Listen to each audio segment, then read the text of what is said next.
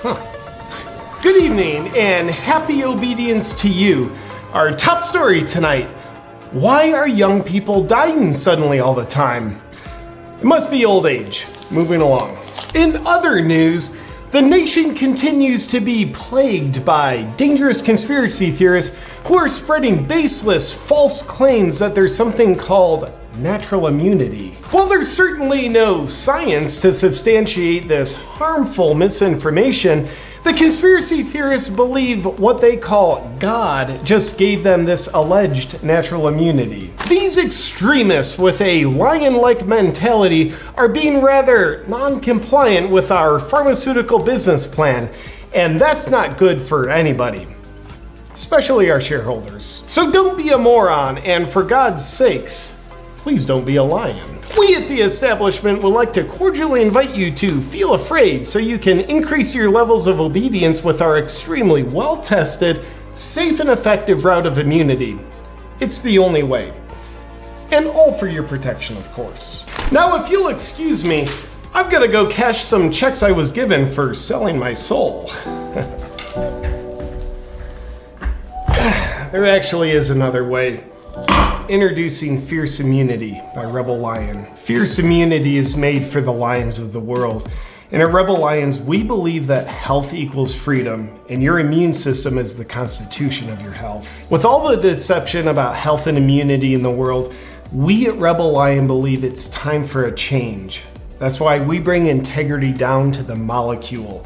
Every ingredient in Fierce Immunity has a precise purpose, and also how our ingredients synergistically work together contains a sacred code of sorts that unlocks mechanisms in your body so it can help repair and strengthen your immunity. If you're someone who doesn't want to leave your health and well-being to the mercy of all the deception out there, you are a Rebel Lion, and you're in the right place. I'd like to invite you to grab a bottle of Fierce Immunity or become a subscriber today at getfiercenow.com. It's time to get fierce. All of our movies are free to the world, and the people's support is pivotal in making this happen. Please take a moment to donate now to help us continue our work. Make a one-time donation or consider being a reoccurring monthly donor. Scan the QR code on the screen or visit plandemicseries.com/donate. Thank you for your support.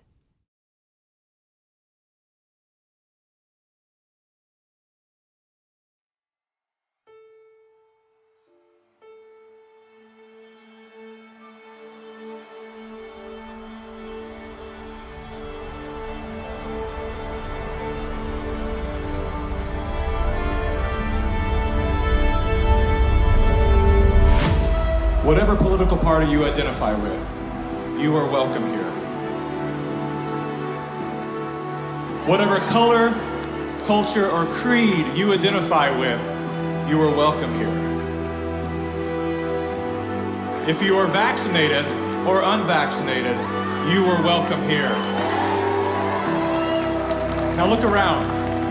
Look around at these faces in this crowd. Take a good look around. This is America the Beautiful. And it's worth fighting for. You are worth fighting for. Your children are worth fighting for. Our freedom is worth fighting for.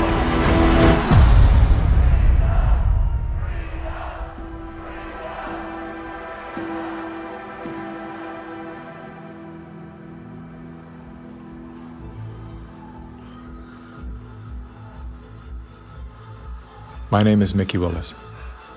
I'm a father, a husband, and an investigative filmmaker. I was raised in California by a single mom who did her best to care for 4 children on her own. As a child of the welfare state, I witnessed firsthand what happens to the psyche and spirit of those who become dependent on government assistance. Had my mother known the difference between a hand up and a handout, she may have avoided the trap that kept us living on the edge of poverty, like so many people are today. Living in fear of losing her welfare assistance, Mom remained single and lonely until the day she passed, at 58 years young. Her life was cut short by a combination of toxic cancer treatments and grief. Just 34 days before she passed, her first son, my brother, was killed by a drug called AZT. Hundreds of thousands of innocent people died as a result of that prescribed poison. The pusher of AZT was none other than Dr. Anthony Fauci. The reason that only one drug has been made available, AZT, because it's the only drug that has been shown to be safe and effective. Well, it's certainly nice to know that the future looks brighter. 30 years later, there he was again. Same script, same actors, same performance. These are safe and effective products.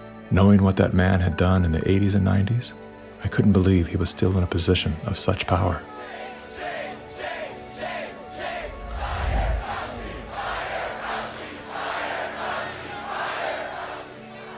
As the world descended into synchronized tyranny, I began to ask myself, how did they get everyone to go along with this? Great. Oh, it feels so good. I know. Obsessed with finding the answer, I began studying every moment in recorded history where masses of people devolved into a state of self-destruction. Down that rabbit hole was where I discovered the work of G. Edward Griffin. Gentlemen, again let me say welcome to our home. Since the 1960s, Mr. Griffin has been warning the world of the communist plot to overtake America. Yes, I know, communism.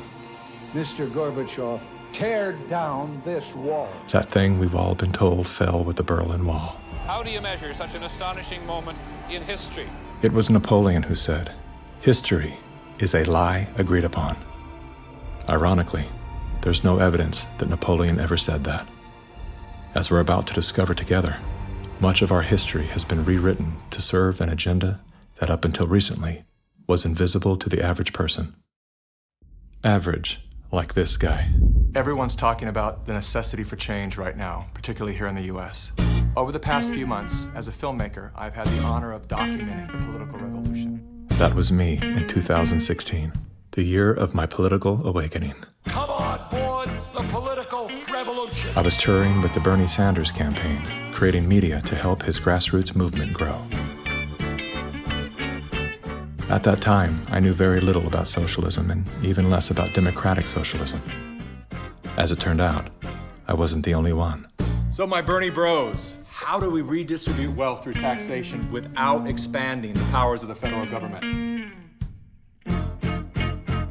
Bernie Sanders!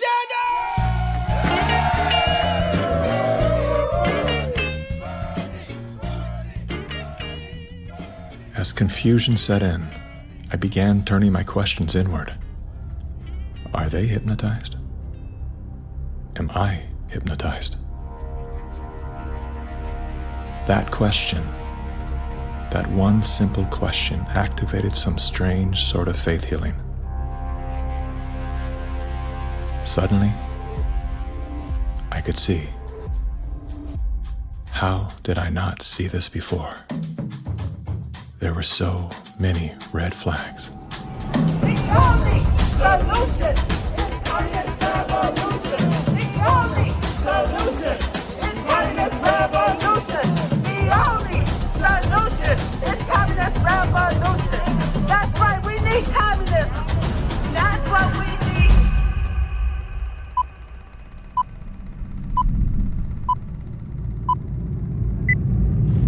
I'm well aware that whether you're here in person or through the medium of motion picture, that for most of you, it's not easy to fit meetings of this kind into your schedules. But the fact that you are here indicates that you do have an interest in the subject. So in order not to waste any of your time, let's dispense with the usual preliminaries and get right down to the business at hand. We're going to examine in quite a bit of detail the communist theory and practice of revolution, particularly as applied to the United States. Now, this will not be something dreamed up out of thin air. This will be the strategy as taught by them and advocated by them in their own manuals, in their textbooks, and in their schools. The new program of the Communist Party on this subject has this to say. The term socialism describes but the first stage of a new society that in its full development is called communism. Socialism is a transitional stage. Jim Carrey, everybody. I went out today and bought me some freedom-friendly Nikes. Yeah, that's right. As a salute to Colin Kaepernick, to Nike, congratulations on your fantastic choice. Thank you so much. Well, it's good to be back in dystopian America. The Republicans are running with the word socialism. They're trying to say... They're trying to scare people. Scare people. It's communism. It's Venezuela, Trump says. We're going to be living in Venezuela. I grew up in Canada.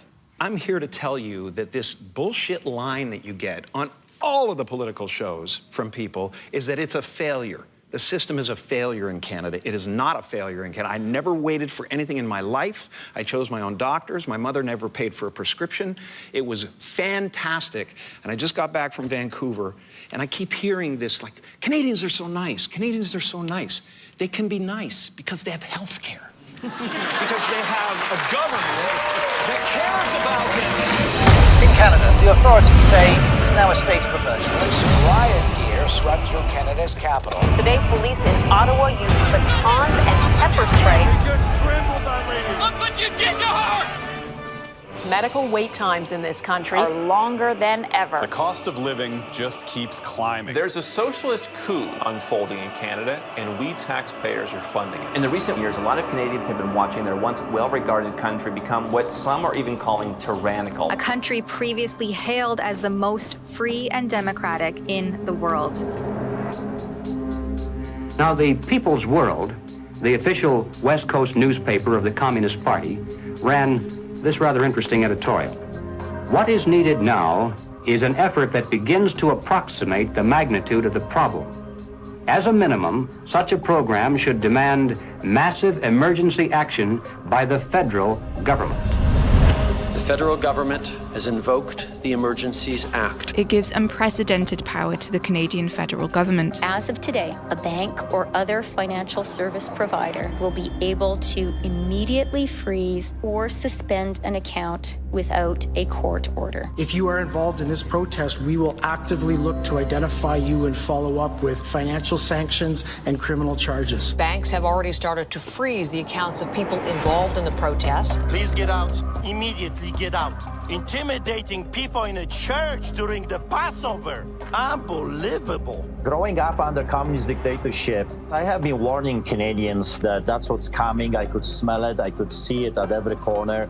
We will not put up with this anymore. We are fighting back. Protests, public protests, are an important part of making sure we're getting messages out there, but using protests to demand changes to public policy is something that I think is worrisome.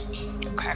So here we have the Prime Minister of Canada saying that, yes, we have a highly functioning democracy and they have the right and freedom to protest. However, if those protests are used to demand change in government policy, then no. The small fringe minority who are holding unacceptable views that they're expressing.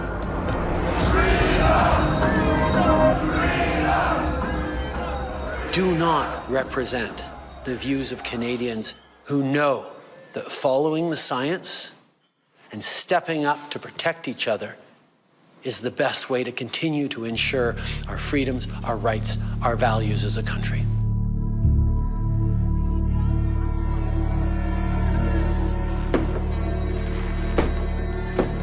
Liberal Prime Minister Justin Trudeau claims to be following the science, but Trudeau's science often comes in the form of this bizarre authoritarian technocracy. I think that Justin Trudeau stepped on the landmine when he weaponized the banking system in Canada against the truckers. Those peaceful trucker protests, their most violent act was honking their horns. And in retaliation, they had their access to their bank accounts, and anybody that supported them in any way had their access to bank accounts eliminated. And at that moment in time, we all came to realize what was really going down. Even with Sun TV watching for any slip, he was asked which country he most admired and referred to China. The level of admiration I actually have for China. because their basic dictatorship is allowing them. I applaud China for stepping up. I applaud Canada. You can tell what I'm thinking. A prime minister who openly admires the Chinese basic dictatorship, who tramples on fundamental rights by persecuting and criminalizing his own citizens as terrorists just because they dared to stand up to his perverted concept of democracy, should not be allowed to speak in this House at all. Mr. Trudeau, please spare us your presence. Thank you. Canadians know where I stand. This is a moment for responsible leaders to think carefully about where they stand and who they stand with. While Justin Trudeau makes a compelling case study, he is not the only dictator on the rise. Under the new rules provided by the COVID-19 emergency, many other elected leaders were empowered to show their true colors. Interesting how they all marched in perfect lockstep while chanting the same slogans. This pandemic has provided an opportunity. Here we are now with an economy in crisis, but with an incredible opportunity. It's certainly a major crisis, but it also offers us a unique opportunity. Unprecedented opportunity to rethink and reset. The great opportunity for reset. Opportunity for us to reset. For a reset. It's almost as if they all attended the same school of thought and studied under the same professor.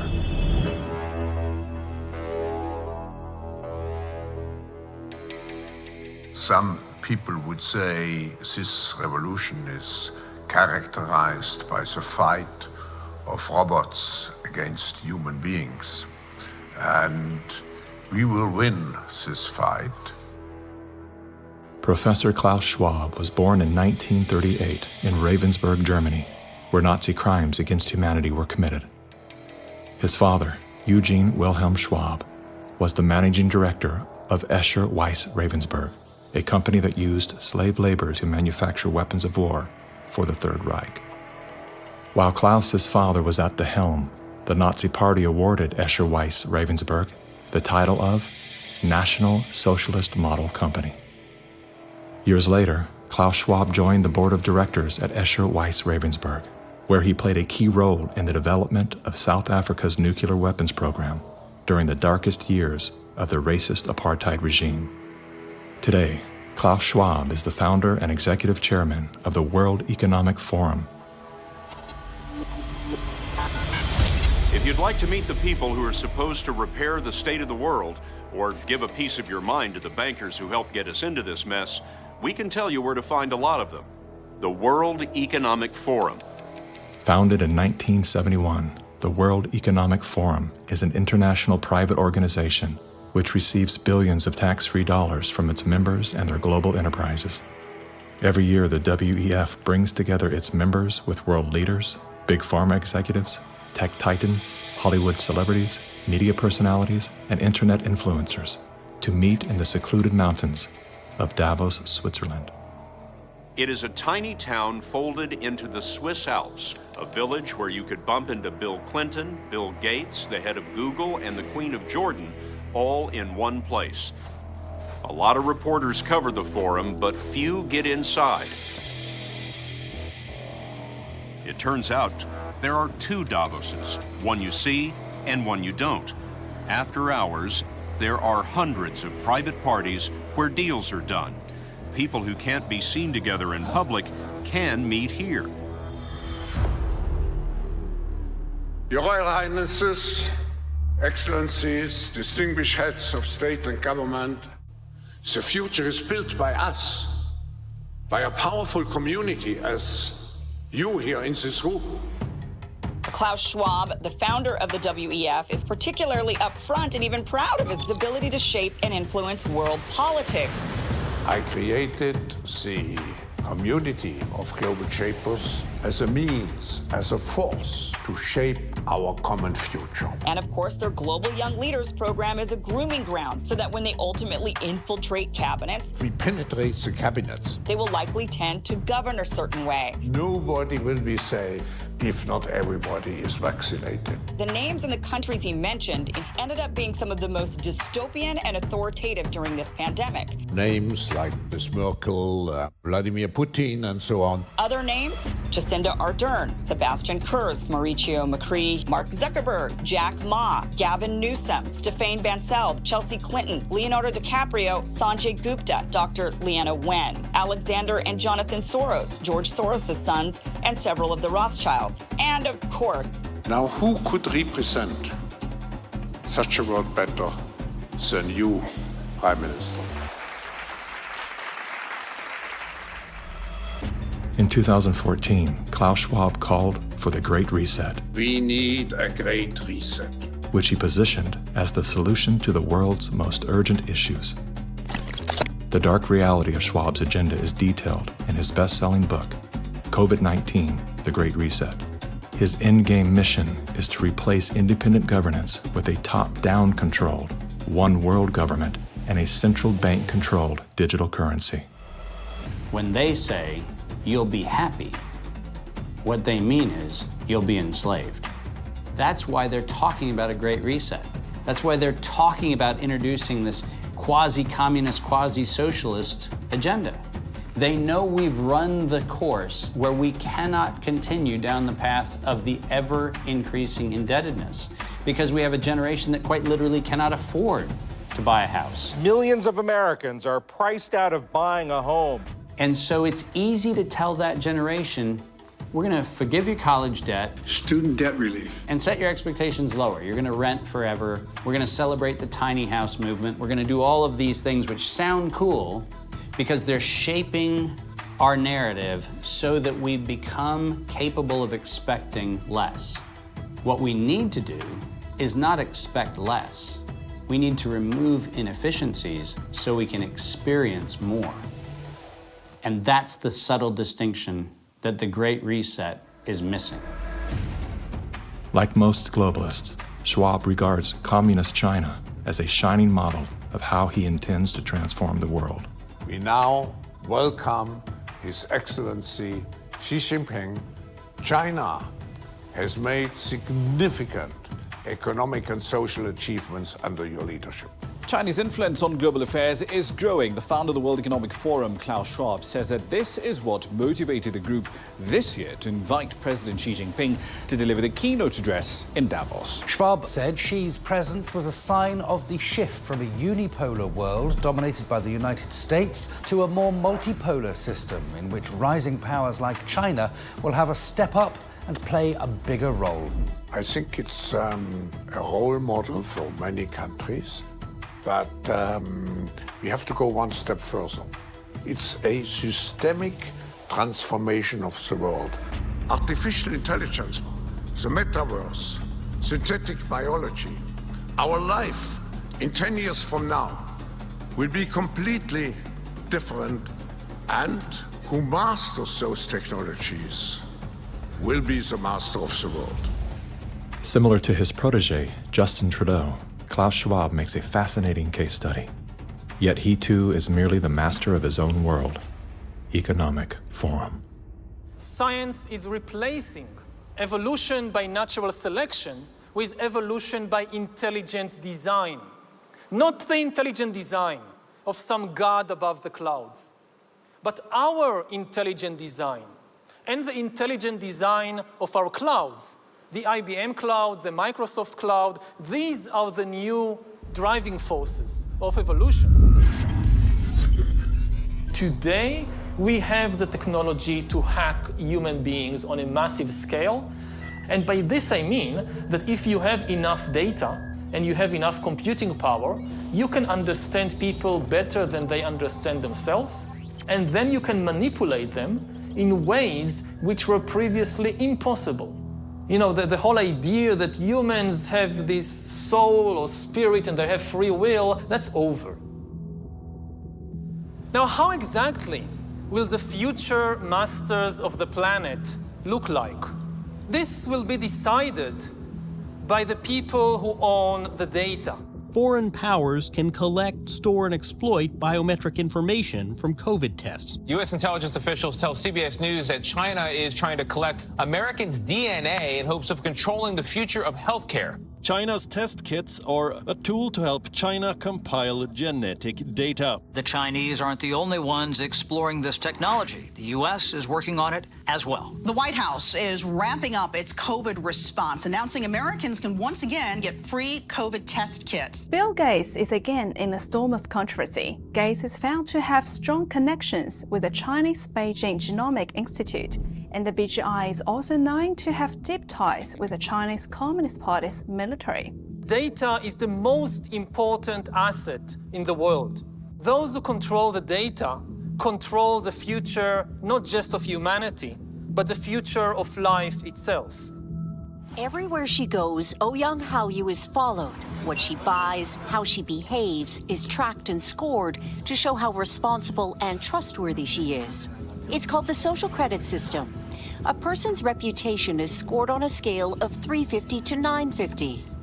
It's big data meets Big Brother, expanding how the government monitors, understands, and ultimately controls its 1.4 billion citizens. A good score brings benefits, but people with low scores lose rights. The cinema names and shames people considered untrustworthy, plastering their details, even their addresses, across big screens. And information collectors are paid to report on their neighbors. The Supreme Court has created a blacklist for so-called bad citizens. By using the mechanism of social credit, we'll be able to establish a blacklist of people. These punishments will serve as a whip to rebuild moral values. And few here are willing to criticize it, something that may pose a risk itself for a bad score and the life that comes with it. It may seem scary, but it's just like that here. We're used to it, and anyway, we don't have a choice. China wants obedient citizens. Criticism or resistance among the population is virtually non-existent. This woman's door was kicked in by police when she refused to go to quarantine. Now, these videos show rows of metal containers which are being used to house COVID-19 patients. Some of them have complained that very little food is left for them in the freezing metal boxes. Chinese government officials now installing fences in Shanghai, blocking people from leaving their homes. For some, Shanghai feels like the world's largest prison.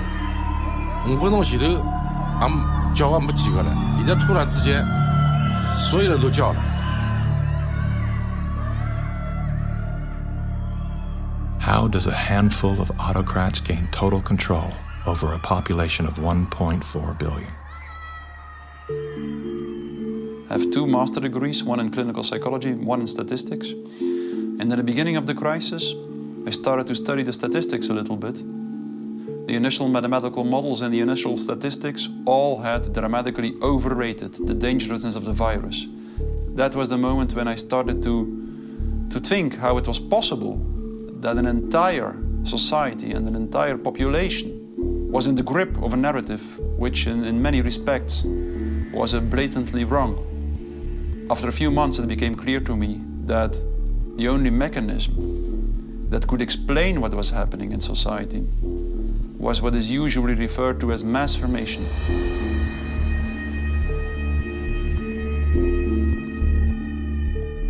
Mass formation is identical to hypnosis. And this term refers to a specific kind of group formation, which has very special characteristic effects at the level of individual mental functioning. And one of these effects is that an individual that is in the grip of mass formation typically lose every capacity to take a critical distance from what they believe in, from what the group believes in. You would think it would be people with lower IQs that would be more susceptible to this, but it seems to be the other way around. Are you seeing this? I have seen this, and it does seem to be predicted by educational status and IQ. We look to be verified for our belief system, right? And so a doctor goes to the CDC. The CDC says this is true, it must be true. I'm staying in that zone. It's actually people outside of the system go, well, I want to challenge the CDC here for a second. Where's this study come from? Where's it, and that's what I do. All of these people were kept out of the conversation. All I can comment and you were there. wanting me to sign onto a social contract where the scientific method isn't being used. I'm not interested in medical pedigree. I'm interested in medical consensus. People who are highly intelligent tend to go and get a lot of degrees. Those people have spent so many years in institutions to get those degrees that they have developed a trust and confidence in not only the educational institutions, but those that support them, which are largely government bodies.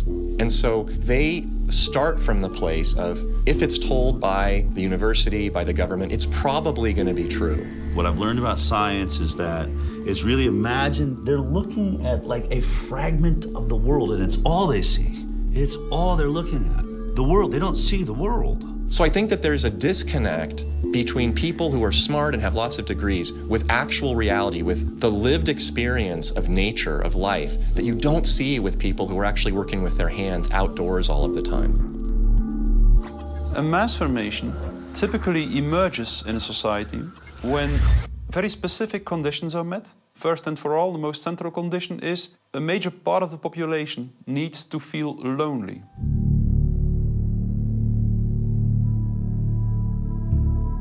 Doctors say the very rules to keep people safe from the virus are doing great damage when it comes to anxiety, depression, and even suicide. And now everyone is suffering, but children are particularly at risk. The real pandemic here is the psychological warfare that's being waged on every single human being.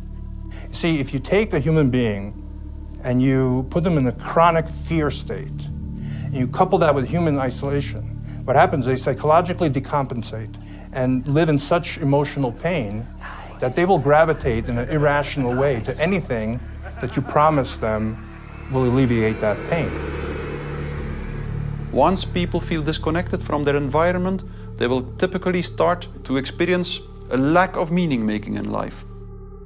And under these conditions, if a narrative is distributed through the mass media, indicating an object of anxiety, and a strategy to deal with this object of anxiety, they suddenly, connect to one small object of fear, for instance the coronavirus, and afterwards, people don't feel lonely anymore. They feel connected again. Let me hear it if you've had the Pfizer vaccine. Let me hear it from Moderna, AstraZeneca. Let's hear it from the anti-vaxxers.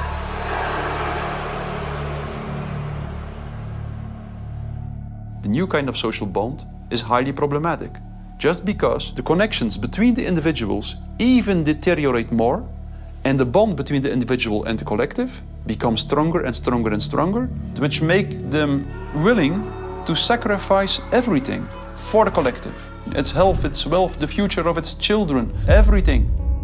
Something else that is really characteristic of individuals in mass formation is that they become radically intolerant for dissonant voices. The people who are not getting vaccines, it's time to start shaming them. What else? Or leave them behind. Vaccinated person having a heart attack? Yes, come right on in. We'll take care of you. Unvaccinated guy, rest in peace, Wheezy. Put your mask on! Put your mask on! That's all you gotta do! We have to stop coddling the morons who will not get the shot. Get away from me, Put it please. on. Does it bother anybody else that she doesn't have to wear a mask that we all do? When are we going to stop putting up with the idiots in this country? You're a schmuck for not wearing a mask. And just say it's mandatory to get vaccinated. Screw your freedom. There are millions of Americans, almost all white, almost all Republicans, who somehow need to be deprogrammed. The question is, how are we going to really almost deprogram these people? A lot of people need to be deprogrammed right now. You know, maybe there needs to be a formal deprogramming of the cult members. We had programs, federal programs, that went towards funding organizations like these that de-radicalized people, and President Trump pulled the plug. People who do not go along with the masses are stigmatized, and in the end, the masses are inclined to destroy the people who do not go along with them, and they do so as if it is an ethical duty to do so. One of the most clear illustrations of this was when the leaders of the Communist Party in the Soviet Union were sentenced to death, often tortured to death, They did not object. They said things like, if this helps the Communist Party, it's my pleasure to do it. That's something that was observed in all major examples of mass formation in history.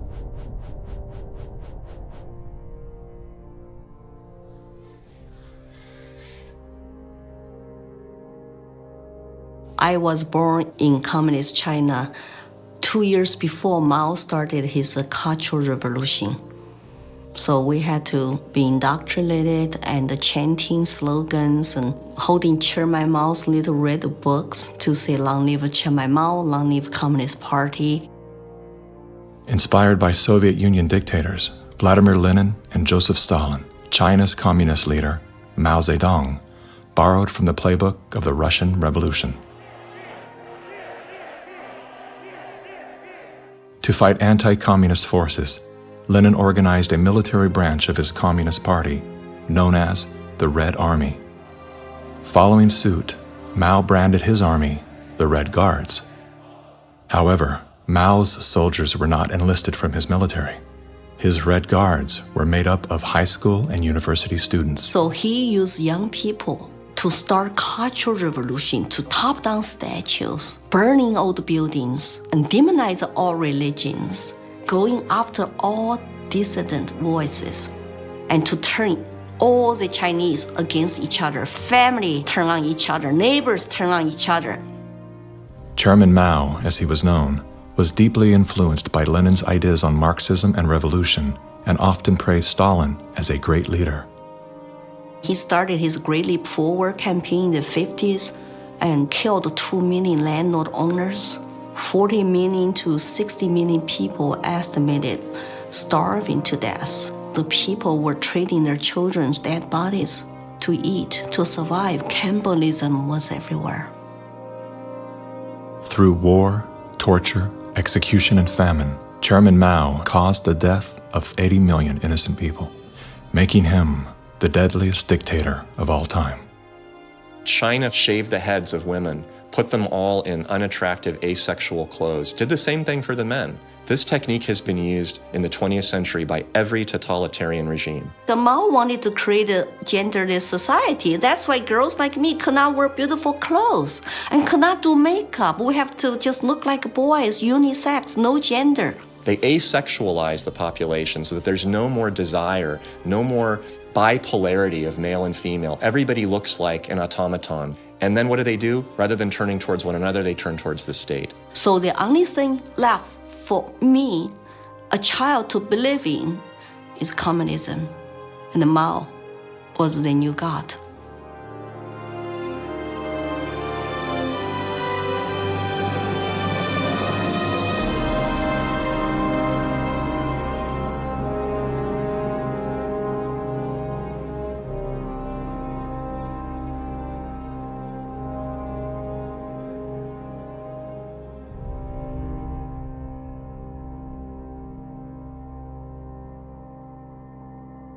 Now, in China, the government is not only cracking down on Muslims, but on other religions as well, as it pushes to assert communist ideology.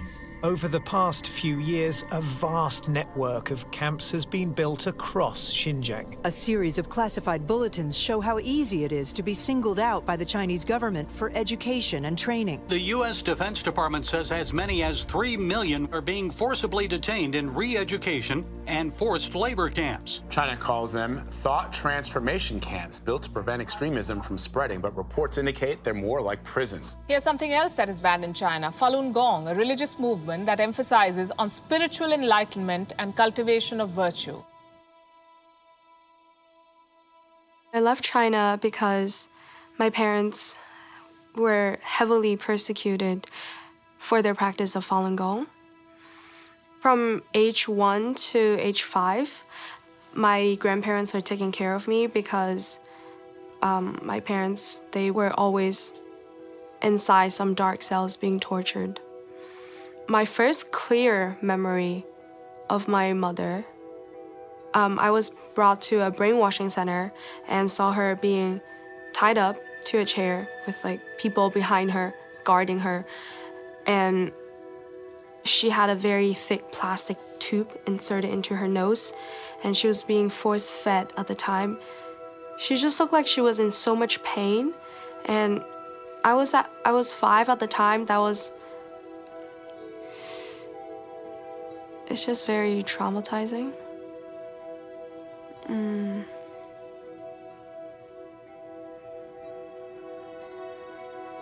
My school principal actually came to me several times and told me not to be a part of my parents and to report any activity that my parents would do. They're instilling all the lies and hatred into the younger generation. The young people are used today to do the American Cultural Revolution, to turn the kids basically not to trust their parents anymore. And say, oh, my parents don't understand me, I'm confused, so I need to turn to my teachers, turn to other authority figures. Look at the Mao's Cultural Revolution to say how many similarities are there.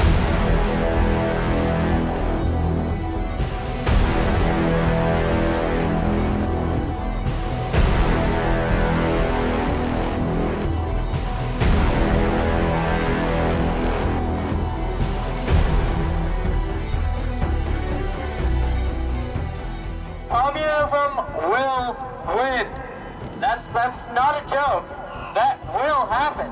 You are happy with what was happening in the USSR between 1917. We make a critique of it. That's what we're Maoists. We make a critique of it in order to improve socialism the next time it comes around and throws people like your ass into a labor camp. Yesterday, I asked ChatGPT, are there any similarities between today's woke revolution and Chairman Mao's cultural revolution of the 1960s? And it wrote back, how long do you have? We recognize that government is absolutely necessary for an orderly society. But following the dictum that government, like fire, is both beneficial and dangerous, we believe in the concept of limited government. And we believe that the constitutional republic created by our founding fathers is the best form of limited government that has yet been devised by man. A republic is a limited democracy.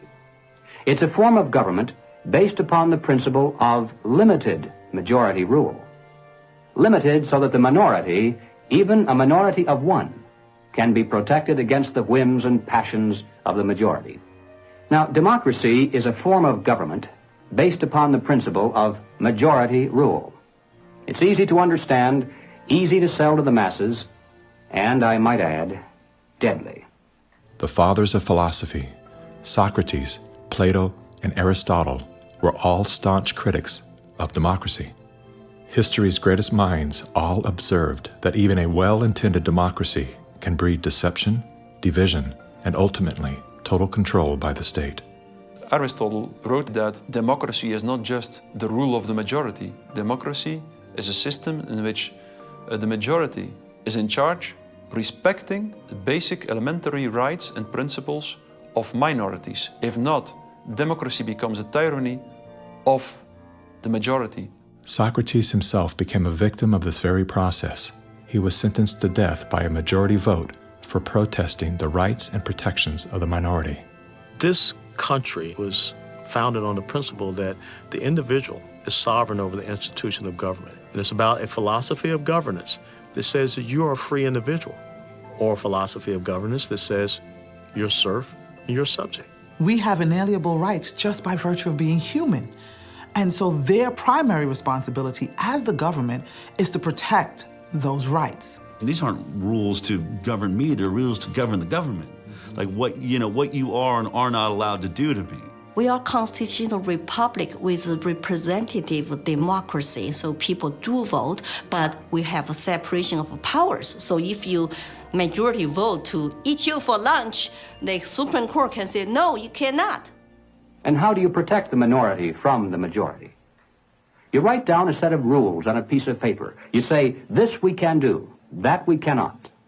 At the top of the paper, you write the word Constitution. And then everyone agrees to follow the rules no matter what the temptation. And when you're finished, you've created a constitutional republic. It was Thomas Jefferson who said, The Republic is the only form of government which is not eternally at open or secret war with the rights of mankind. Now, we hear a lot of talk today about right-wingers, left-wingers, extremists, and moderates. The political spectrum concept, if it has any meaning at all, is a measurement scale showing all the variations in government. Now, the extremists at the zero end would be those who advocate no government at all, the anarchists. The extremists at the other end would be those who advocate total government. And who are they? Well, the communists, of course, but also the Nazis, the fascists. No matter what they may call themselves, if they advocate total government control over the people, they are all, by definition, totalitarians. The debate is not between conservatives and liberals. It goes back in history long before those words were ever invented.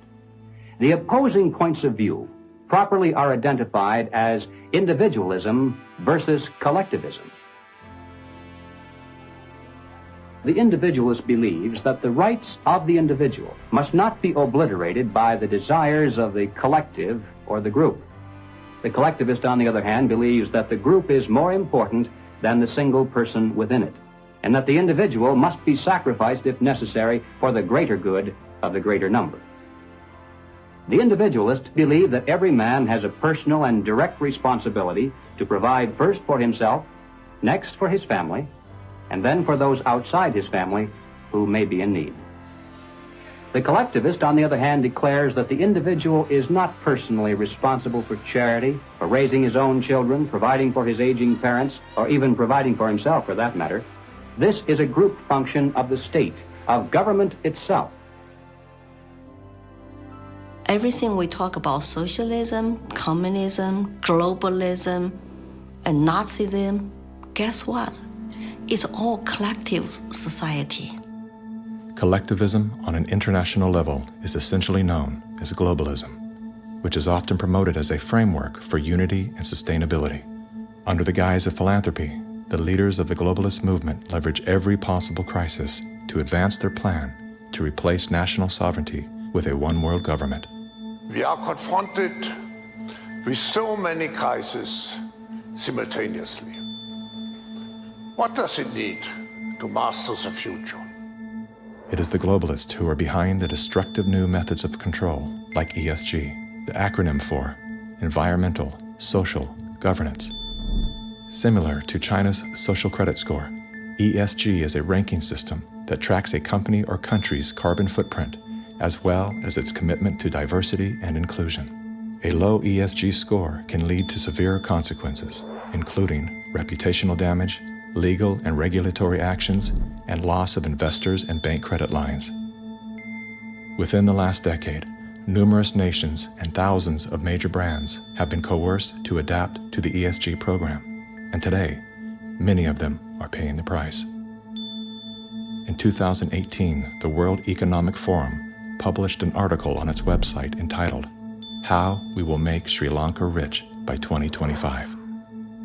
That article was removed once it became known that food prices in Sri Lanka had nearly doubled and that millions of their citizens were facing starvation. Now, what caused this? Farmers protested and asked the government to work with them on slowly improving farming practices to be more environmentally friendly rather than implementing harsh bans. But the government was more interested in maintaining a high ESG score with its creditors like BlackRock. As a result, food production dropped drastically, with farmers expecting crop losses of 85%. The country had to begin spending money on importing food when it was previously self-sufficient. Sri Lanka is a cautionary tale. What's happening there could be a foreshadowing of what's in store for us if we don't take heed and learn some lessons. The Dutch government was one of the first to sign on to the ESG system. Dutch farmers pleaded that the rush to adapt to extreme new regulations would result in the destruction of the country's food supply. The Netherlands is the second largest agriculture exporter in the world, earning the title of the tiny country that feeds the world. A collapse of their system could trigger a global food crisis. Yet, the Netherlands Prime Minister continued to persecute Dutch farmers until they were forced to revolt. Where do you find still such a prime minister in the world? You find it in the Netherlands, and it's Mark Rutte. And remember, too, the Netherlands is the pilot program of the World Food Hubs, and the World Economic Forum has assigned to the Netherlands what they call this Global Secretariat, using, ironically, a communist term for it. Klaus Schwab's golden pin-up boy, Prime Minister Mark Rutte, is busy fulfilling the agenda of the World Economic Forum's Great Reset by turfing farmers off their own land. Perhaps the most important lesson I've learned in my years as Prime Minister of one of the world's most outward-looking trading countries is that national interests are often best served by international cooperation. Schwab has sold this idea because they're up against the wall. Okay, you have all these governments that are basically broke. So what will happen is if they defaulted, then all the people have lost their pensions, they've counted on it, and they're going to be storming their palaces with pitchforks. Schwab has sold the idea that, well, we go towards Marxism and you can still retain power. None of these net zero climate schemes work without massively disrupting or even destroying the lives of the little people. If you think about what created wealthy people wealthy throughout the many years of our human history, was the ownership of land. And you have governments right now that are looking to take ownership of real estate, and it's happening everywhere. And you have this movement of individuals kind of going like, hey, like people should never profit off of real estate. And unfortunately, that ideology is what the government is using to take control. If we look at data from 2001 to 2015, there is a slow and steady trend towards more corporations owning single-family homes, apartments, office spaces, and less individuals actually owning real estate. Blackstone Group actually recently raised a record of $50 billion to take homes from American families. During the pandemic, when all people were ordered to lock down indoors, why did governments around the world make exceptions for mass protests? We've all heard the term fire sale. In this case, it's not a metaphor. When the community is damaged by protests, the value of local properties plummet. Investors then gobble up the devalued real estate for pennies on the dollar. In many cases, the leaders of the decimated communities receive kickbacks for allowing this transfer of wealth. Big companies and investment firms swooping in and buying up some of the only affordable homes in your neighborhood. More than 3,000 acres have been destroyed on the island of Maui. Some residents say they've been receiving calls from wealthy real estate investors and developers who are trying to purchase their fire-ravaged land. If you listen to the World Economic Forum and the new governor of Hawaii, Josh Green, they want to turn Hawaii into a poster child for green energy. I'm already thinking about ways for the state to acquire that land. So a big piece of Hawaii's plan is to basically run the entire island using artificial intelligence. Welcome to the Smart City Revolution panel. We're going to discuss a very exciting topic, which is how we're going to live our lives and how we're going to work in the cities of the future. The 15-minute cities that everyone is talking about now is the Great Reset's trendy new name for open-air prison camps. The idea is to corral everyone into neighborhoods small enough to walk from one end to the other in 15 minutes, so that you'll never, ever have to leave. Is your name listed as a stakeholder of any of the redevelopment plans regarding a smart city? So I'm sorry, but I asked for testimony pursuant to the agenda, and there's nothing on the agenda about smart cities. And if we could also refrain from yelling. Okay, thank you. I appreciate that, and I'll provide clarification. Smart cities is everything about housing. I do not consent to AI control. I do not consent to smart cities. Excuse me. Okay, I appreciate your comments again. I do really need to stick to the items on the agenda. You know what? Your agenda can kiss my ass. While the wildfires have taken lives, there's growing concern developers are now trying to take the land. We know very well that you guys, as the third largest stakeholders, the state, do want that land and can take it when you deem it a natural disaster. Funny how all the common people were taken out in one fell swoop of a fire. And for the record, I will say this: it was not a natural disaster. With the right pair of shades on a bright summer day, you don't have to squint to see the world around you. And to see the future take shape, you just need to know where to look. In Hawaii, that future is already being developed. With sophisticated IT and engineering, Hitachi is participating in the Jump Smart Maui project to transform the island's infrastructure. The more you have individuals not own their own home, the more you have individuals not financially independent, creates more dependence on big financial corporations that profit off of mass people. So we are going towards a world where the people are owning nothing, but I don't know if we'd be very happy. I always say, like, if we don't own anything, well, who does? Bill Gates, business magnate, software developer, philanthropist, nation's largest farmland owner. Gates owns nearly 270,000 acres. It's a reinstitution of Marxism where, communism owned all the property. In his Communist Manifesto, Karl Marx wrote, "The theory of communism may be summed up in a single sentence: abolition of private property." Karl Marx was a German philosopher and social theorist who lived in the 1800s. He is the co-author of the Communist Manifesto, which has been referred to as the Bible of Communism. His theories of class conflict and dialectical materialism were instrumental in shaping socialist and communist movements worldwide. Joseph Stalin, Vladimir Lenin, Leon Trotsky, Mao Zedong, Che Guevara, Fidel Castro, Kim Jong-un, Hugo Chavez, Nicolas Maduro, and many other communist revolutionaries have cited Marxism as the foundation of their political ideologies. Marx rejected all concepts of God, as well as the traditional family. According to members of his own family, Marx was emotionally, verbally, and physically abusive. His wife, Jenny, was plagued by depression, which was compounded by Karl's adulterous impulses and his inability to provide for his children. Despite his privileged upbringing and formal education, Karl Marx was often unwilling to work and instead relied on the financial support of friends and family.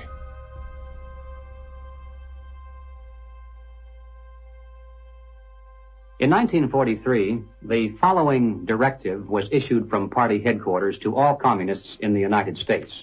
It read, "When certain obstructionists become too irritating, label them as fascist or Nazi or anti-Semitic. In the public mind, constantly associate those who oppose us with those names which already have a bad smell. The association will, after enough repetition, become fact in the public mind." The founding fathers were racist, misogynist, fascist political party, radicals on the far right, anti-Semitic, xenophobic, transphobic, Uncle Tom's white supremacist, domestic terrorist, neo-Nazi organizer, Nazis. You are an anti-vaxxer. Anti-vaxxers. Racist. Name calling is their number one bullying tactic, and they apply it unremittingly to anyone who questions their dogma or says something they find unacceptable or offensive. Part of the system. As early as 1928, the communists declared that the racial differences among our people constituted the weakest and most vulnerable point in our social fabric. By constantly probing and straining at this one spot, they calculated that eventually the cloth could be torn apart and that Americans could be divided, weakened, and perhaps even set against each other in open combat. They said in no unmistakable terms that the Negro people, because of their social status and their predominant working class composition, offered greater revolutionary possibilities than any other cross-section of the population. How do we get out of this mess? Revolution, nothing less. Revolution, nothing less. Revolution, nothing less. Revolution, nothing less. Revolution, nothing less. The communists call not only for extensive chaos within the cities, the plan is for raging fires from one city to the next. The average American may say, soft and decadent, when he sees billows of black smoke rising from one horizon to the other, when at night the only light he has to see by is the flickering red from flames leaping into the sky, he'll become paralyzed with fear and panic and do nothing to interfere with the guerrilla bands as they strike at the community's power centers. To justify violence, they have to be able to claim that they're liberating people. And if people are to be liberated, then it's necessary to go through the motions, at least, of pretending that they have a right to form a nation of their own. The Communist Party called for their liberation, to break away from the United States and to set up their own nation within our borders. Activists now control a barricaded area. It's been called an autonomous zone. They want it to be free of capitalism, state authority, and police. To take the United States, all of the United States, it'll be necessary, they say, to involve white people as well as black, and in general, to escalate the revolution in America from race war to class war. Feed the rich and feed the poor. This is class war. Now, when they talk about pressure from above, they mean using their people and their influence within the very government marked for takeover to bring forward official recommendations for legislation. The recommendations, of course, are offered supposedly as solutions to national problems, but when passed into law, their only real effect is to vastly increase the power of government and to move the country that much closer toward the ultimate goal.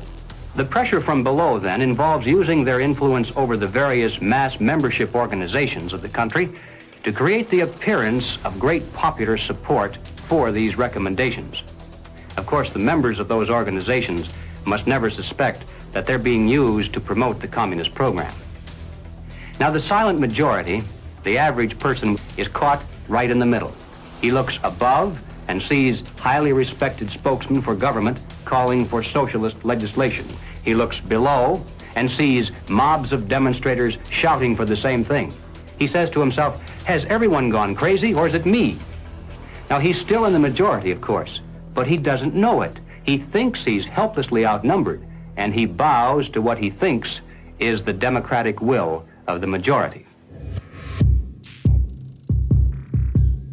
Here's an interesting thing I've noticed is even with a lot of these ideologies, right, with what people call these days, woke, if people were these horrible, awful, bigoted, racist, xenophobic, whites, but like, it wouldn't even work. The only reason it even works is because people are so compassionate that they, I want to make sure I use the right words and I say the right phrases. So you're actually weaponizing the fact that people are decent people, and you're taking that compassion and you're targeting it at, this is the group of people who you should be angry at. They weaponized human compassion. We mustn't kid ourselves into thinking that the communists have placed their agitators only into the black communities. They're working both sides of the street. They want hatred, violence, and bloodshed between the races, and they don't care how they get it or whom they use, even children if necessary.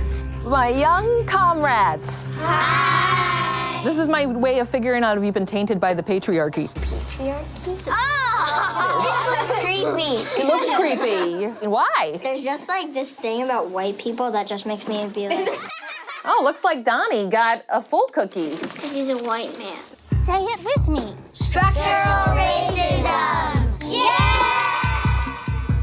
You may have wondered why the Communist Party has been a staunch supporter of the drive to place a black studies curriculum into our high schools and colleges. The reason becomes obvious the minute you take a look at the textbooks and the study guides.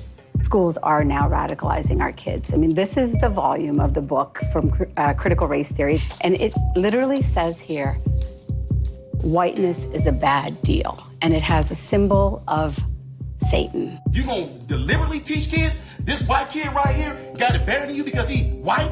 You gonna purposely tell a white kid, the black people are all down and suppressed? How do I have 2 medical degrees if I'm sitting here oppressed? Not only is it in the schools, but it's in the workplace, it's throughout society. It's destroying this country. If this continues, we will look back and be responsible for the dismantling of the greatest country in the world by reverting to teaching hate and that race is a determining factor on where your destiny lies. Thank you. Sarasota School Board Chairwoman, what has been the worst of what you've had to deal with in terms of community or parental reaction? The calling of names, tyrant, Marxist, communist, and they want to move kids over to charter schools and private schools without the oversight of the state. And that's wrong. Education authorities in the United States are asking the government to use anti-terror laws and involve the FBI against parents who protest against the way their children are being taught. It identifies no fewer than 13 possible federal crimes, including making annoying phone calls. How about this one? They could be prosecuted for using the internet in a way that might cause emotional distress. Over the weekend, Democrats voted to ban gendered language in House rules. And that means no more terms like father or mother. Is the administration's official policy to replace the term woman with birthing people? Black birthing people. Black birthing people. Black and indigenous birthing people. You shifted in places from using the term mother to birthing people. Again, if we're trying to be precise in the language that's used. Mom's a pretty good word. I'm not a birth person. I'm a mother. Can you provide a definition for the word woman? Can I provide a definition? No. Yeah. I can't. You can't? Not in this context. So I'm not a biologist. The meaning of the word woman is so unclear and controversial that you can't give me a definition? Do you believe then that men can become pregnant and have abortions? Yes. Literally everything that was fought for women's rights is going straight down the drain. This environment that has been created and corrupted and manipulated does not respect women, does not respect children, does not respect men. It cares nothing for family. So that's why they have to attack mother and remove father, because she's going to protect that child, he's going to protect that woman, and they both are going to protect society. Good evening. Good evening. Thank you very much. Thank you for your service.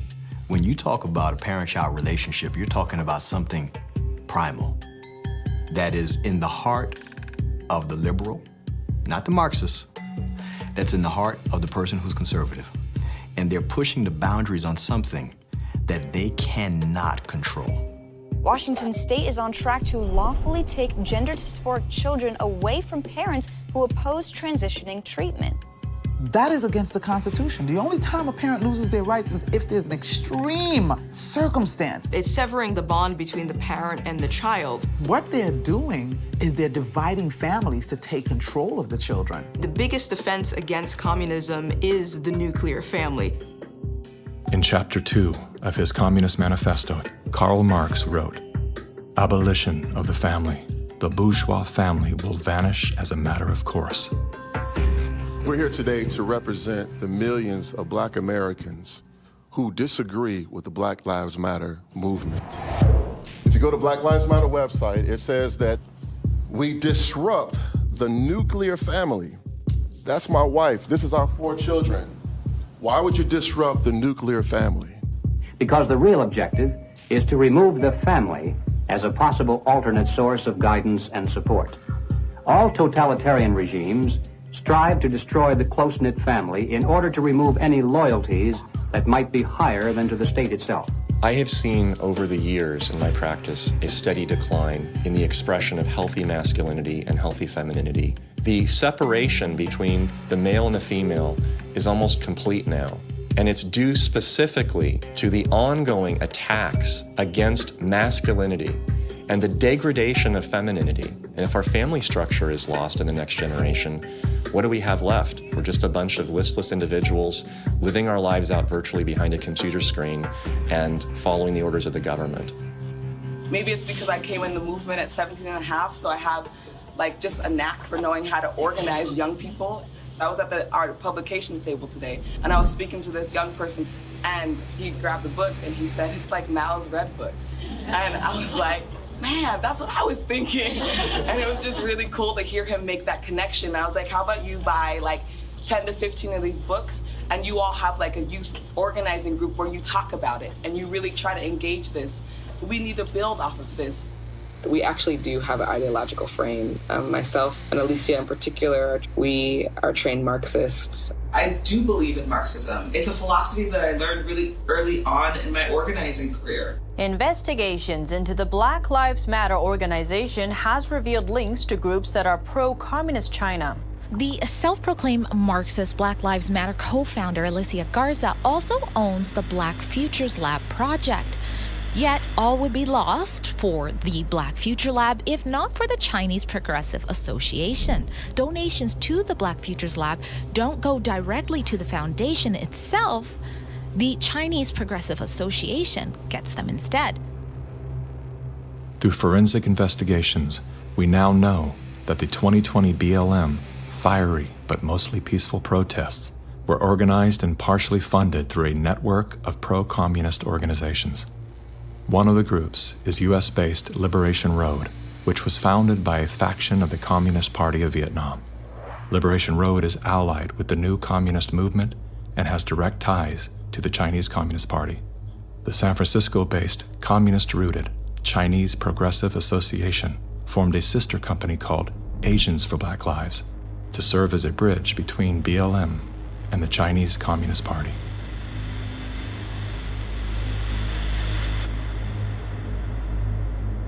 I spent a lot of time with President Xi. He's deadly earnest about becoming the most significant, consequential nation in the world.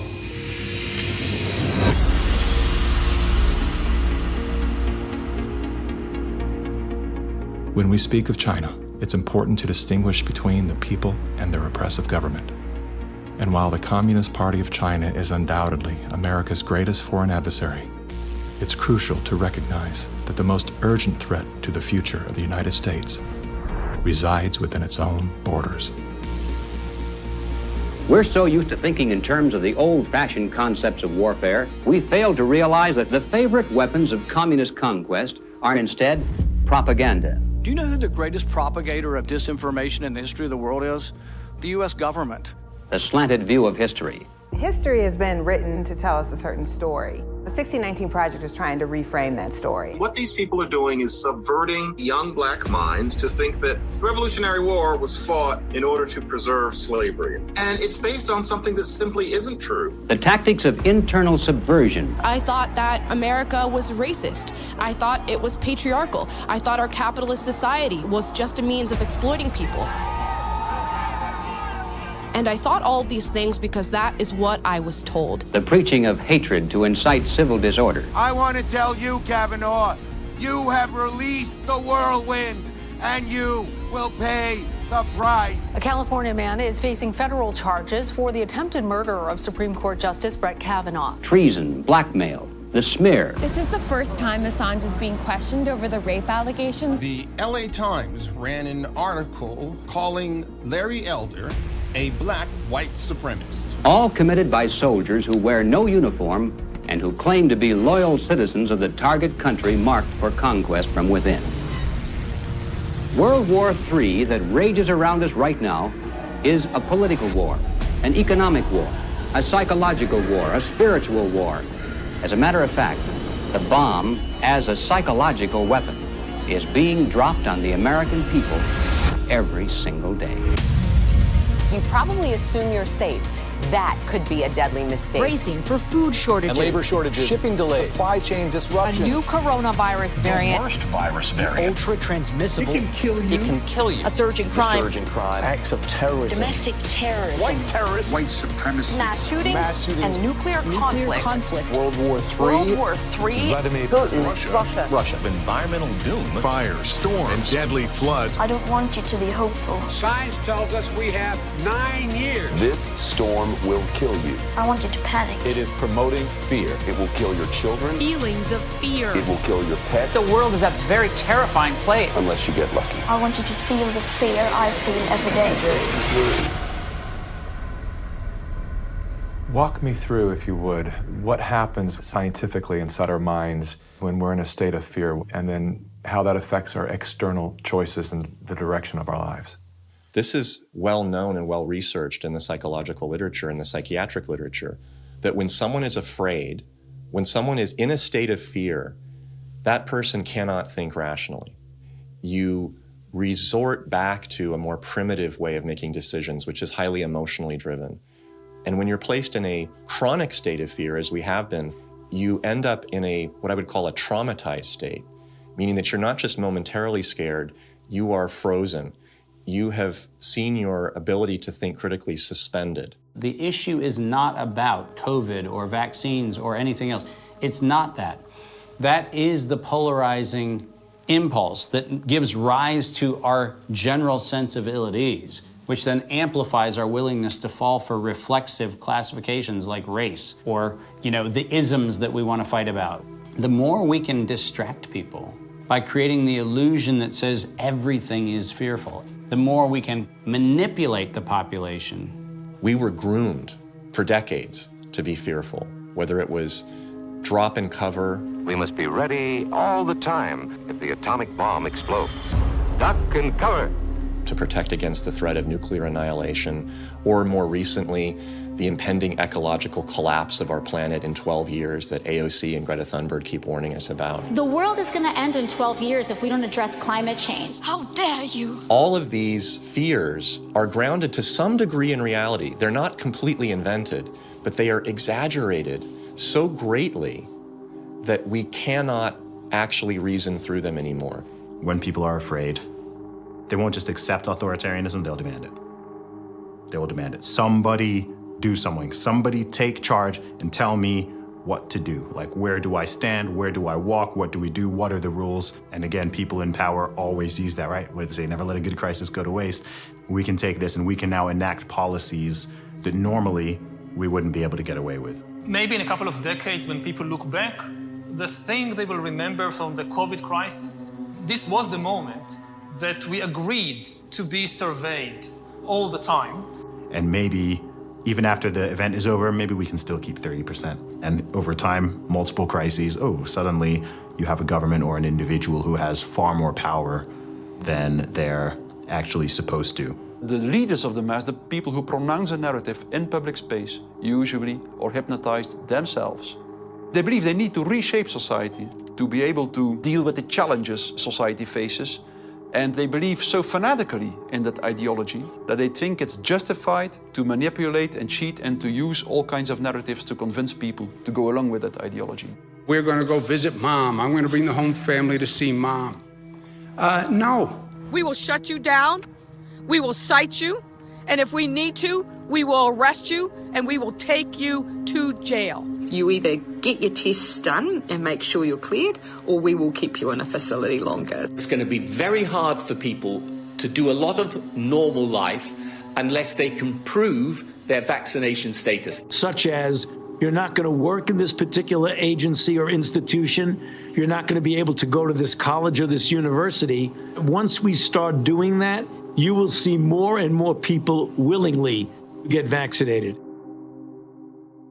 If the fear of losing your job, your friends, family, and future isn't enough to coerce you into submission, perhaps these incentives will entice you to willingly comply. It's everything from cash prizes to college scholarships. Now offering kids 12 and up limited edition Avengers comic books. Thousands of prizes available, including cruises and Super Bowl tickets. They're giving away Ford F-150 trucks. They're giving away shotguns and hunting rifles. Marijuana dispensaries are giving away joints for jacks. Krispy Kreme announcing this week a free donut. And yes, free beers. That's right. Get a shot and have a beer. Today could be your lucky day. California's vaccine lottery. One grand winner to take home up to $5 million if you get vaccinated next week. They made it exciting, right? There's a reason people go to Vegas. It really could be somewhat lucrative if they aren't already persuaded. 13-year-old Joshua says one of the best parts of getting a shot at Mickey D's, lunch on the house. Just think of this when you think of vaccination.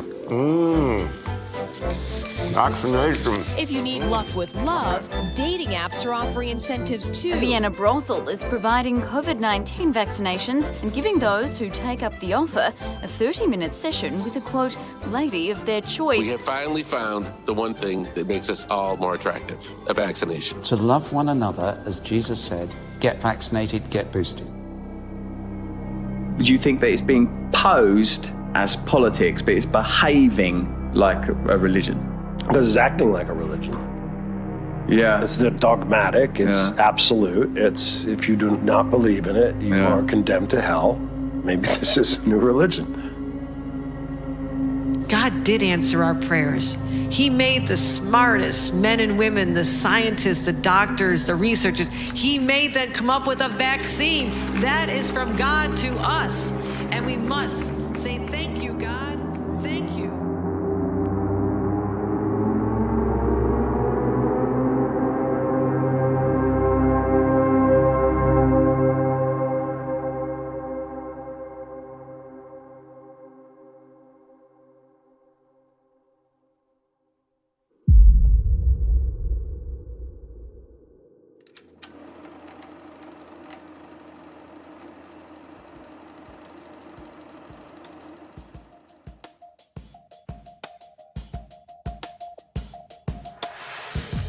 There was a time, and not too long ago, I think, when we could have pulled ourselves out of this without too great a sacrifice on the part of anyone. But we didn't. Instead, we slept. Everywhere I look, I see men and women who know that communists are making headway in this country. They know that something must be done and that someone must stand up to them. But they themselves do nothing. They remain silent because they're afraid that if they speak out, it'll be bad for business. They may lose a client. They may even lose their jobs. Or perhaps they're receiving a regular government check and already are too dependent upon some of the very people and programs they know they should oppose. We have now passed the point of painless solutions and parlor patriotism. Well, all right, so what do we do about it? What are the countermeasures that need to be taken? And where do we begin? Before we finally win this battle, and I should hasten to say that there's no doubt in my mind that we're going to win. I'm increasingly convinced of this. But before we finally do see victory, we must carry the truth to every man, woman, and child in America. I have no idea of what each of you is going to do in the critical days that lie ahead. It may be much, it may be little, it may be nothing at all. I don't know. Only you can answer that question. But ladies and gentlemen, whatever it is you decide to do for your country, do it soon. Do it now. Every minute that you delay further will add dearly to the price of ultimate victory. Mr. Griffin, that was over 50 years ago. Where are we now? Hearing that phrase after all these years is kind of a shocker because I didn't realize really at the time how accurate it was going to be. But we're in the middle of it now, and so the ultimate victory is still ahead of us. How did you know way back then what would be happening today? It's a long story, of course, but I did take a fascinating tour of the Communist Bookstore in Los Angeles when I was very, very young. I was working for an insurance company. I was Mr. Corporate America, you know. That was the period when the hippie, image was pretty popular, and a lot of these guys in that bookstore were in that uniform. And I think they felt I was a potential recruit, And I didn't have to pretend to be interested because I was interested. I wanted to see what these guys were up to. And of course, the more I read, the more I realized that these guys were deadly serious. And so my crusader gene said, hey, buddy, you better stop worrying about the corporate ladder and making money and looking good and start doing something about it. And I'm glad I did, because after that point, my life had a meaning. It had a purpose more than just self-centered. Who are some of the key figures behind this agenda? I'm not sure we can name names. We know that there are layers and layers of control and influence, sort of pyramidal in form. At the bottom level, of course, it's just all the common people. Most of them don't even know what's going on. It used to be that an invader could come in with a superior army, and people resent it, but they obey because if they don't, they get killed. Now, if they want to conquer people in this environment, they have to do it through the mind. And of course, today, after all the technology that we have, and the control over the communications and the images and the school system and the media, they have absolute control over the funnel of information that comes to the average person. And The average person, if they're not aware that there's a real war going on for their mind, they will be helpless. And as long as people are on the edge of fear, they're willing to give up their liberties and pay lots and lots in taxes. A tax on carbon. And as I passed through that idea that, in my view, the enemy is in a category called collectivism. And that's the word that applies to all of these things: socialism, communism, fascism, Nazism. All of these things are merely variants of collectivism. That is the philosophy based on the assumption that the group is more important than the individual, and that the individual must be sacrificed if necessary for the greater good of the greater number. That's the trick. You're doing this for society. Obviously, you don't like to tell people what to do, but sometimes for the good of society, that's necessary. We have to start doing things for the greater good of society, and not for idiots who think that they can do their own research. But it's not about me and my rights to choose. It's about how I love my neighbor. You are not doing this for yourself. If you are at all like me, your own health, your own risk is not a big rational driver of all of your actions. They trick us into thinking that if you act in your own self-interest, that somehow you are selfish. And nothing could be further from the truth. Those of us who've discovered this trick long ago, we realize that enlightened self-interest comes into play. If you are acting out of self-interest, you soon discover that the best way to benefit yourself is to help other people. It does come back. The question is, how do we turn the ship around? I think that the path to political hell in America has been voting for the lesser of two evils. They create conflict because the conflict creates fear and confusion, and out of that chaos, people are not too analytical. They'll just struggle for some quick answer, which is who you're going to vote for. That's usually the answer that's offered to them. They think that if you just vote for somebody, the right person, everything will go away. You cannot wait until there's a list of candidates that's published and you say, which one am I going to choose? By that time, the game is over. All those candidates have been selected before you were even aware.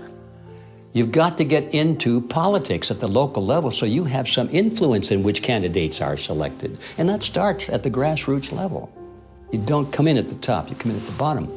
If we do that job, we will influence both political parties just like our opponents do now. Dutch Prime Minister Mark Rutte has announced his resignation after his governing coalition fell apart. Unbridled joy for Caroline van der Plas as her party shook up the Dutch political landscape. Now, the Farmers' Party was only formed in 2019, but they are now set to become the biggest party in the parliament. Democracy works against the tyrants, the authorities. Throughout history, it was always the very small minority. History has always been written by the 1% of the population. 15% of the population create history, and they follow the leadership, the thought leadership of 1%. But that 15% altogether is what changes history. And so all we have to do is reach 15% of the population. I think today, after all this time, we have more than 15%. We just have to get them together so they realize that they're not alone. And that's our task right now. There is actually a way forward and a way out, but it's going to require work, and it's also going to require that we acknowledge that we have wronged ourselves, that we are part of this problem. It's not the government that caused this. The government facilitated it. What caused it was our being asleep at the wheel. Without taking accountability, we cannot move forward. The masses of humanity have been slapped awake in a very short period of time, to where now it has created a domino effect of awareness all across the planet. People cannot go back into the matrix now. They can't. A lot of people are trying to, and they can't. We have the right as citizens in this country to abolish a government and create a new one. And that is the authority that has been given to us. It is written in our documents, the Declaration of Independence, the Constitution of the United States, the Declaration of Human Rights. We have indelible rights, and the basis of those rights are our freedoms. And if we don't have that, we don't have life. And so we have to awaken, we have to arise, we have to fight. This which has happened can only be described as divine, which is why we're the nation. Our ideology, our way of life is always under this relentless attack that we have defeated over and over again, and we will defeat it this time. Just say no. Rise up in a nonviolent way. They can't imprison everyone. They can't fire everyone. But they can fire individuals that are separated and don't work together and give in to the fear. And don't sacrifice your future for a few conveniences now in the present. You should sacrifice maybe the present conveniences so that you're gonna have a future. So my fear was I could lose everything. I could lose my audience. I could lose my business. But I knew, especially having a son come into the world, I am imprinting something on his beautiful, innocent, fragile psyche and heart. I'm imprinting the man that I am, or I'm imprinting a hollow shell of the man that I refuse to be. And I knew in that moment, I'm willing to risk losing everything to do that. I would rather pick up cans on the side of the highway to feed my family than to live out of alignment with my truth and betray my son. We're all fighting with each other, and the way that we combat that is doing the opposite of what these war overlords want us to do, which is fight with each other. We should be learning how to forgive and inviting other people to the table even if we disagree with them, because that's how we ultimately are going to heal as a nation, is understanding that we all come from different walks of life and we all live here together. The only real problem that's existed in the world, it's division. It's that people are not getting in rooms, willing to speak with one another, see each other's hearts, and get to know, hey, what do you believe? What do I believe? And is there a way we can actually work together to solve these problems? And I'm willing to bet that most of the Gen Zers would say yes. That's what we do right now, and that's why I'm glad we're the age that we are, because we can be leaders of that conversation. I think what matters most to me is freedom. In the end, I want my children to live in a world where they're free to dream, to take risks, to fail, to succeed on their own time. It's a bit cynical, but it is in the end good news that mass formation and totalitarianism always destroys itself in a relatively short time span. If the people who do not go along with the system continue to speak out, they will succeed.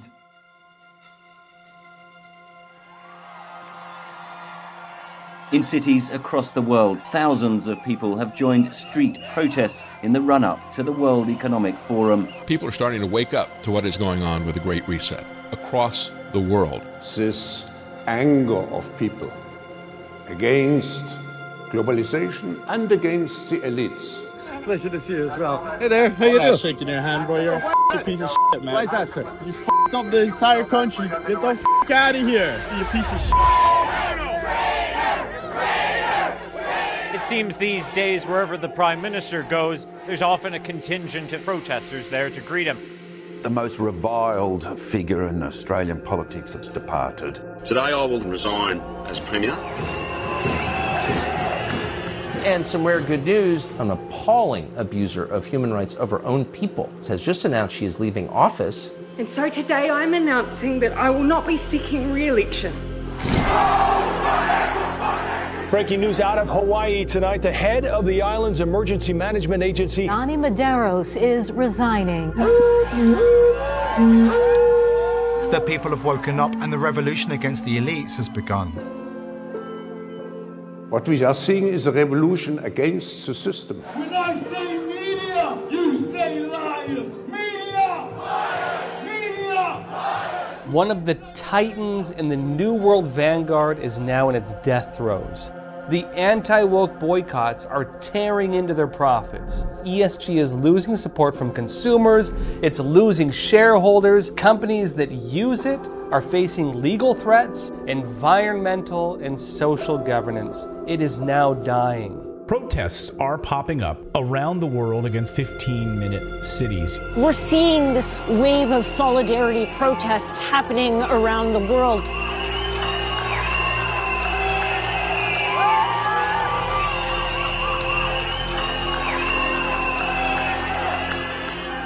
as you see in the audience, Democrats, Republicans, white, black, everyone all in between, this is the example that they do not want to see, but they have no choice.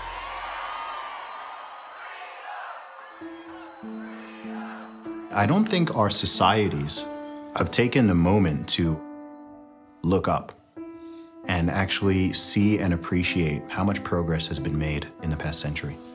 On so many different levels, we have made incredible progress. Like, what we've got here is actually great. It's imperfect, and we should still be making tweaks carefully to try to make it better. And I think that's where so much of that self-hatred or hatred of the nation or hatred of the other or whatever comes from, this lack of perspective and gratitude and inability to take a moment, chill out on the activism and go, wait, actually, okay, we've achieved a very unique and special point in history, and let's be careful with that. On that note, as Sure. a man who's traveled the world, Yeah.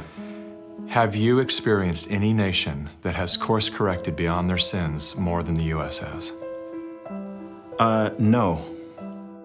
It's sad to see Americans who live in a free country, born as Americans, and do not recognize their privileges. You are born American, a free country. You never suffered a starvation.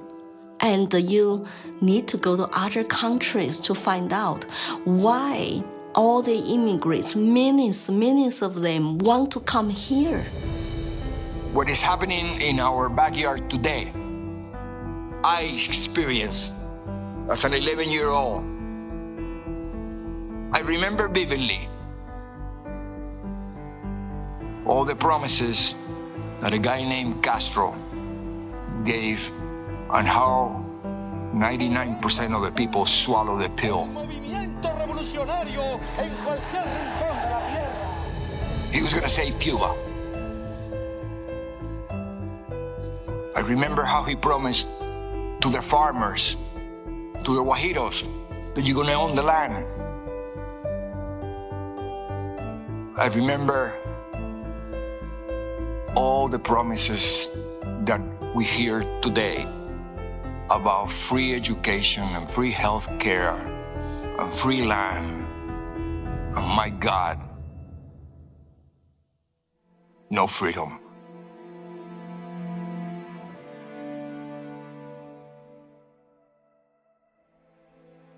America's last stand on earth for freedom.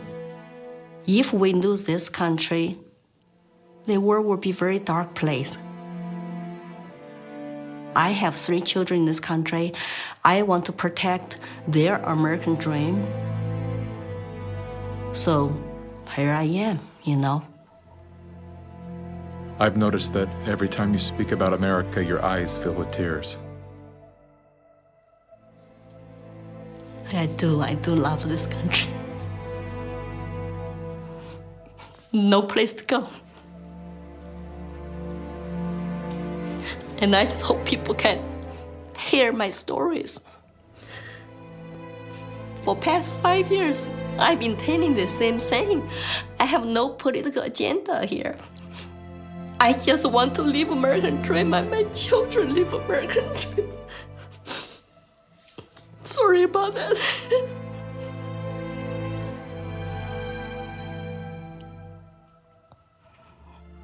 It's time to ask questions. It's time to wake up.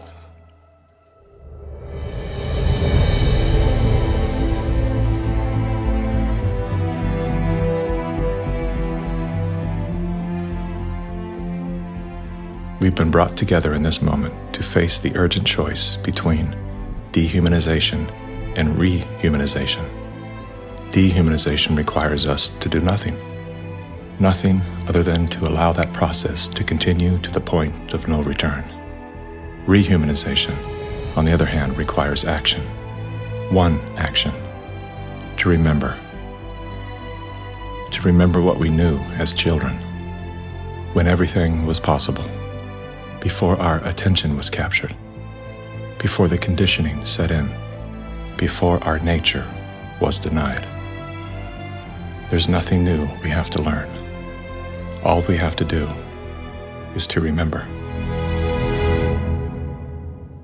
And then take the hand of that memory and go out and stand on ground.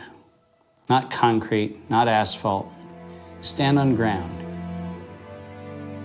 And see if you can feel the heartbeat of a universe that conspired to give you life, so you once again can feel the joy of being completely human.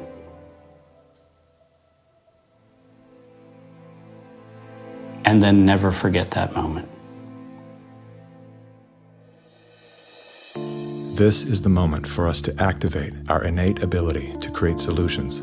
That can only happen through the awareness of symbiosis, defined as a mutually beneficial relationship between different groups. All of life depends on relationships. Every living thing is in communication, from the stars to the planets, the earth, the plants, the elements, the insects, the animals, the humans, and every cell within us. Real change out there begins with real change inside. As Americans today, we are truly a privileged people in a privileged land. But with our blessings come responsibilities, and with responsibilities come risks. The challenge of our time is that we must accept both the responsibilities of our blessings and the risks involved in defending them for ourselves and for future generations. And we must do this without hesitation if we are to be worthy benefactors of that precious heritage of freedom passed on to us through the epic sacrifices of those who have gone before. Now, that is not flag waving, and it is not cliched patriotism. That's a simple statement of the obligations of citizenship in this glorious land, our land, which with God's help we shall preserve.